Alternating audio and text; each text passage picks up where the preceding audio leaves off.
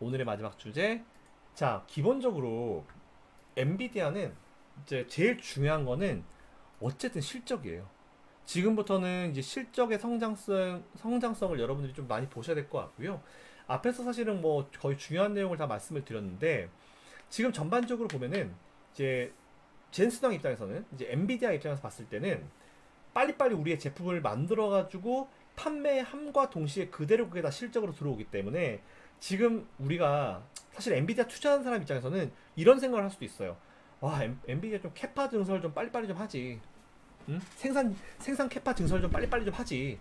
이렇게 할 수 있거든요. 근데 엔비디아는 잘 아시겠지만 우리가 보통 어떤 기업이라 부르죠? 펩 리스 기업이라고 그러죠. 펩 리스. 그러니까 펩과 리스라는 두 개가 이제 섞여가지고 이제 합성어로 나온 건데, 펩은 공장을 의미하고 리스는 없다라는 의미죠. 그러니까 공장이 없다는 거예요. 그래서 펩리스 기업은 반도체를 설계만 하는 기업입니다. 그래서 그 설계 도면을 가지고 이제 이렇게 좀 이 설계 도면대로 만들어줘라고 하면서 부탁을 하죠. 어디에 부탁합니까? 보통 파운드리 기업 아시죠? 파운드리 많이 들어보셨잖아요. 파운드리 기업에 그걸 좀 찍어달라고 부탁을 해요. 자, 근데 사실상 그러면 이제 엔비디아에게는 팹이 필요하겠죠? 공장이 필요하겠죠? 근데 지금 엔비디아의 공장 역할을 하는 기업이 어디입니까? 대만의 TSMC예요. 삼성과 파운드리 경쟁을 하고 있는 TSMC가 현재 이쪽에 엔비디아의 공장 역할을 하고 있는 기업이라고 보시면 될 것 같아요. 자, 그래서 사실상 엔비디아의 생산량이 늘려고 하면은 뭐가 중요합니까? 엔비디아는 그냥 얘들은 그냥 좋은 제품 계속 그냥 그것만 하면 돼요. 근데 이걸 생산하려면 뭐가 중요하다? 첫 번째, 자기들이 설계한 그 GPU에 들어가는 반도체, HBM이라 부르죠? 이런 반도체를 계속 퀄리티를 올려가지고 만들어주는 기업들이 필요하고, HBM 관련 기업들이 필요하고, 그리고 이걸 우리가 GPU로 만들어가지고 이거를 넘겼을 때 그대로 찍어가지고 이 HBM을 받아가지고 제품을 GPU를 만들어주는 TSMC가 필요한 거죠. 그래서 TSMC는 뭐가 필요하다? 오히려 캐파 증설은 TSMC가 해야 하는 거죠. 그죠? 이해되십니까? 그래서 엔비디아 좀 빨리빨리 좀 찍어주지, 엔비디아가 문제가 아니고 TSMC가 문제인 거예요. TSMC가 빨리빨리 찍어줘야 되는데, 그래서 최근에 TSMC가 공장 증설한다라는 그런 내용이 되게 많이 나오고 있죠. 그래서 여러분들이 엔비디아를 보실 때 사람들이 기본적으로 생각을 못하는 게 있어요. 우리나라 사람들은 되게 어떻게 보면 되게 순수하고 너무 착한 게, 어쨌든 TSMC가 삼성전자 라이벌이잖아요. 그죠? 그러니까 TSMC가 자꾸 잘못되기를 바래. TSMC가 저 삼성전자 저 TSMC 이겨야 되는데 자꾸 이래. TSMC 안 되라 막 파운드리 망해라 막 공장 불나라 이러고 있어. 근데 그 더 웃긴 거는 그분 계좌에는 엔비디아가 있다. 되게 웃기죠. 이거 웃긴 거예요. 왜?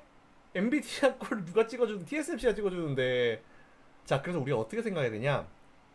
엔비디아 매출의 증가는 오히려 TSMC 공장 캐파 증설과 연결을 시킬 수 있습니다. 요거 생각 못 하시는 분들 많죠. 되게 간단한 건데. 아주 요 지금까지 아무한테 얘기하는 건데. 물론 이미 알고 계신 분들도 있을 수 있지만, 그래서 엔비디아의 실적은 찍어주는 애가 얼마나 잘 찍어주느냐에 따라 달려있다. 근데 그 찍어주는 애가 누구다? TSMC다. 그래서 어쨌든지 간에 지금 TSMC는 중요하다. 그래서 TSMC 공장 뭐 지금 뭐 미국에 막 증설하고 막 하고 있잖아요. 그죠? 그래서 앞으로 이제 엔비디아 투자하고 계신 분들은 TSMC가 공장 증설했고 공장이 언제부터 돌아가고 있고 언제부터 될 것이다라는 얘기가 나오면은, 자, 우리 엔비디아의 매출이 앞으로도 더 늘 수 있겠구나, 이렇게 생각하시면 됩니다. 자, 그럼 삼성전자를 투자하시는 분들 입장에서 어떻게 생각해야 되냐? 삼성전자는 참 요런 게 있어요.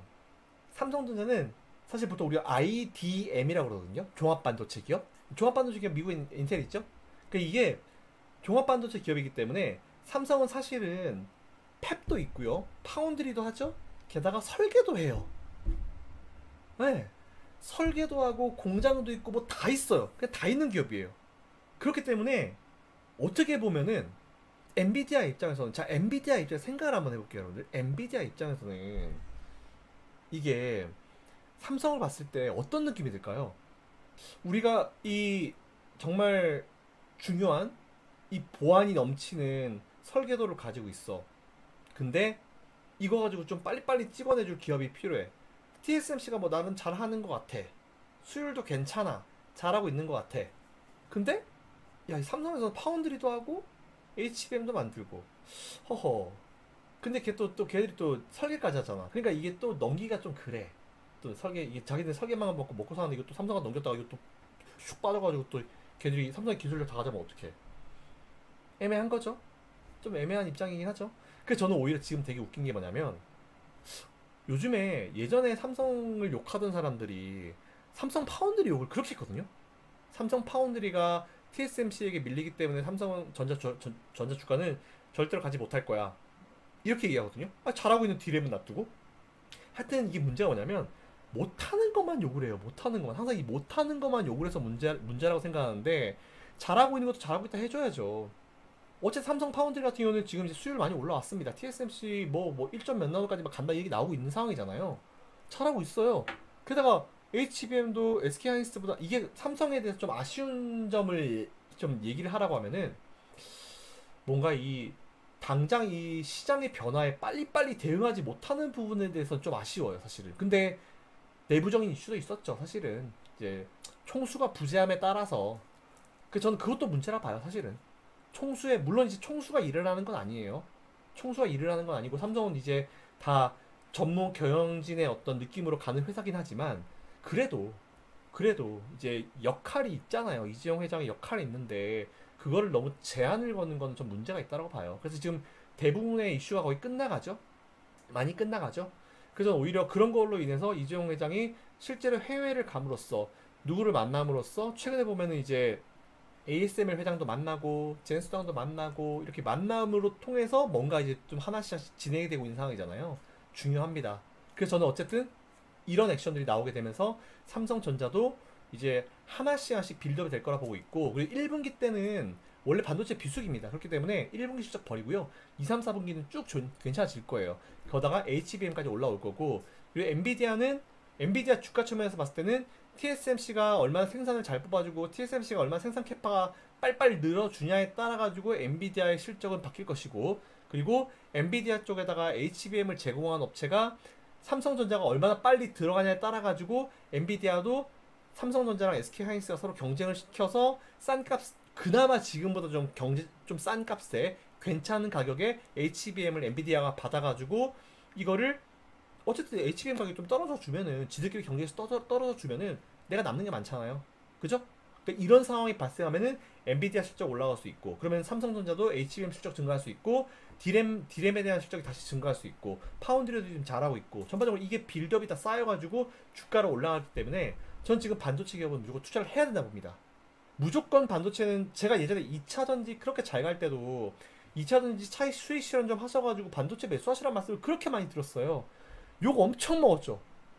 욕 엄청 먹었죠. 너나 사라 그러고 막 2차전지 막 말씀 많이 하시는 여러분들 많이 계셨잖아요. 뭐 그분들은 이렇게 얘기하는데 니 따위 게 뭔데 이런 얘기 되게 많이 했잖아요.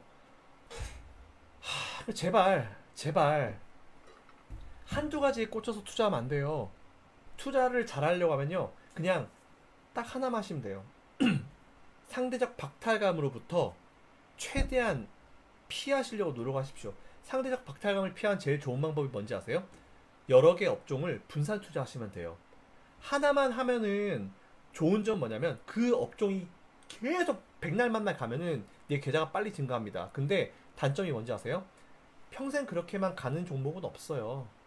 테슬라, 엔비디아도 제가 아시죠? 우리 방송 들어오신 분들 제가 예전에 환경 유튜브 할 때도 엔비디아 그때 얼마였죠? 140불이었나요? 150불이었나요?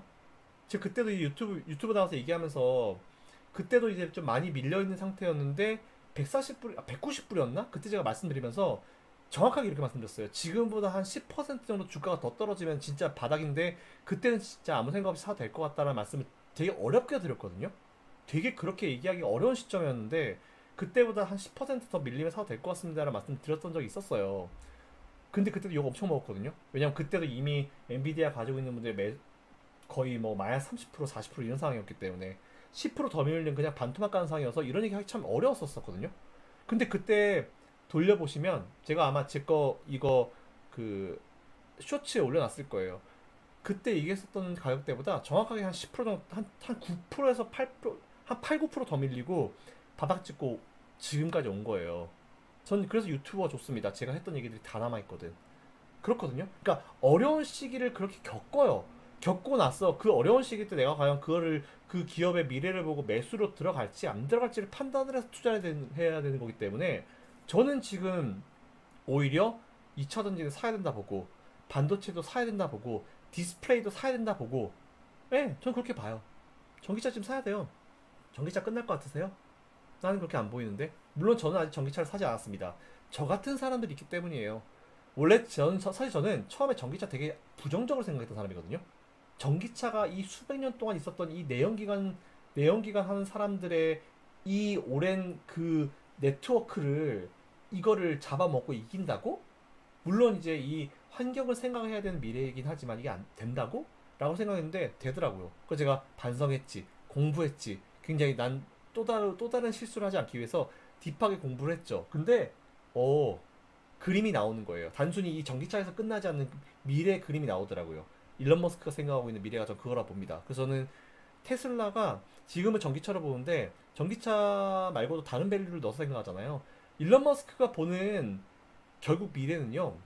이 모든 일론 머스크 밑에 있는 이 모든 회사들의 네트워킹이에요. 로봇과 스타링크 인터넷과 자동차와 이 일상으로 들어오는 로봇 이런 모든 것들 그리고 위성과 이 모든 것들이 통합된 미래입니다. 일론 머스크가 꿈꾸고 가는 세상은 그거예요. 제가 봤을 때는. 그렇기 때문에 일론 머스크한테 사실 저는 개인적인 의견 드리면 일론 머스크한테 이번에 보상 패키지 전 줘야 된다 봐요. 줘야 된다 봐요 저는. 지금 당장 못하고 있어가지고 보상 패키지 주면 안 된다. 이거는 전 아니라 봐요. 저는. 이건 아니라 봐요. 사실 일을 진짜 빡쳐가지고 일론 머스크가 테슬라 나가잖아요. 그 순간 테슬라 주간 작살이에요. 끝이에요. 지금의 테슬라 만든 게 누군데 그 어려운 상황에서 그 세상 욕과 그 비난과 그 비아냥과 그 모든 욕과 막 그 공매도 세력과의 싸움을 해가지고 꾸역꾸역 진짜 그거 다 두들겨 맞으면서 지금 테슬라를 만든 게 누군데 그 사람에 대한 가치를 돈으로 평가한다고? 그건 아니라 봐요. 근데 이제 이번 보상 패키지는 주고 다음 보상 패키지 줄 때 좀 낮춰야지. 좀 비싸긴 해. 근데 그렇다 하더라도 전 그건 아니라 봐요. 그거는 회사 창업자에 대한 예의는 아니라 봐요. 저는. 자, 그래서 그 문제가 해결되잖아요. 그 문제가 해결되면 증시에 테슬라는 바닥을 잡을 거라 봅니다.